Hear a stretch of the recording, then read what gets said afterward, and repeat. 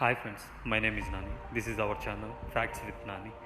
మీరు ఈ ఛానల్ని సబ్స్క్రైబ్ చేసుకోకపోతే ఖచ్చితంగా సబ్స్క్రైబ్ చేసుకుంటారని మనస్ఫూర్తిగా కోరుకుంటున్నాను. మీ విలువైన సమయాన్ని కొంచెం మా ఛానల్ కోసం కేటాయిస్తారని మనస్ఫూర్తిగా కోరుకుంటున్నాను.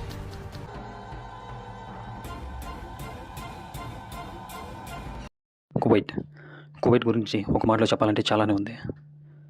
ఎంతోమంది బతుకు తెరువు కోసం ఇక్కడికి వచ్చి చాలా కష్టాలు పడుతూ ఉంటారు. తన కుటుంబం కళ్ళల్లో ఆనందం కోసం నిద్రలేని రాత్రులు గడుపుతూ ఉంటారు. కానీ ఈ కువైట్ గురించి కొన్ని ముఖ్యమైన విషయాలు మీతో పంచుకోవాలని అనుకుంటున్నాను. ఒక చిన్న దేశం, కానీ ప్రపంచంలోని అత్యంత ధనిక దేశాల్లో ఒకటి. ఎడారి మాత్రమే ఉన్న ఈ ప్రదేశం ఎలా కోట్లు సంపద సంపాదించింది? ఎందుకు ఇక్కడి కరెన్సీ ప్రపంచంలోనే అత్యంత విలువైనది? ఇది మిడిల్ ఈస్ట్లో ఒక ప్రత్యేకమైన దేశం కువైట్. ఈ వీడియో గురించి మీకు తెలియని నిజాలు తెలుసుకుందాం. కువైట్ మిడిల్ ఈస్ట్లో ఉంది. ఇది సౌదీ అరేబియా మరియు ఇరాక్ మధ్యలో ఉంటుంది. కువైట్ రాజధాని కువైట్ సిటీ. ఈ దేశం చాలా చిన్నది, కానీ ఆర్థికంగా చాలా పెద్దది. కువైట్ ధనవంతుల దేశం అవ్వడానికి ప్రధాన కారణం ఆయిల్. 1930లో ఇక్కడ ఆయిల్ కనుగొన్నారు. ఆ తర్వాత దేశం పూర్తిగా మారిపోయింది. ఇప్పుడు ప్రపంచంలోనే ఎక్కువ ఆయిల్ రిజర్వ్స్ ఉన్న దేశాల్లో కువైట్ ఒకటి. అందుకే కువైట్ ప్రజలు మంచి జీవన స్థాయి ఉంటుంది.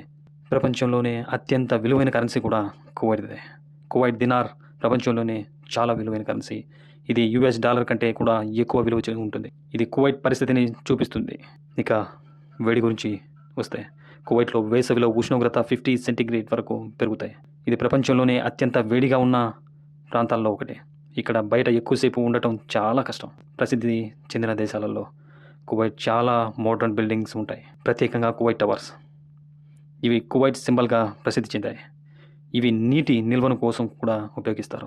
కువైట్లో ఒక ఆసక్తికరమైన విషయం ఏమిటంటే, ఇక్కడి జనాభా ఎక్కువ మంది విదేశీయులే, అంటే అజ్నేబీలు అంటారు. ఇక్కడ కువైట్లో ఇండియా, పాకిస్తాన్, బంగ్లాదేశ్, ఫిలిప్పీన్స్ నుండి వచ్చిన వాళ్ళు చాలా ఎక్కువ.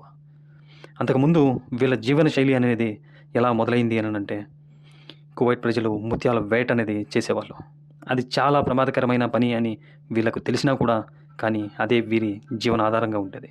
1990లో ఒక పెద్ద సంఘటన జరిగింది, గల్ఫ్ వార్. తర్వాత అమెరికా సహాయంతో కువైట్ మళ్ళీ స్వతంత్రమైంది. కువైట్ చాలా సేఫ్ దేశంగా గుర్తింపు పొందింది. ఇక్కడ క్రైమ్ రేట్ చాలా తక్కువ ఉంటుంది.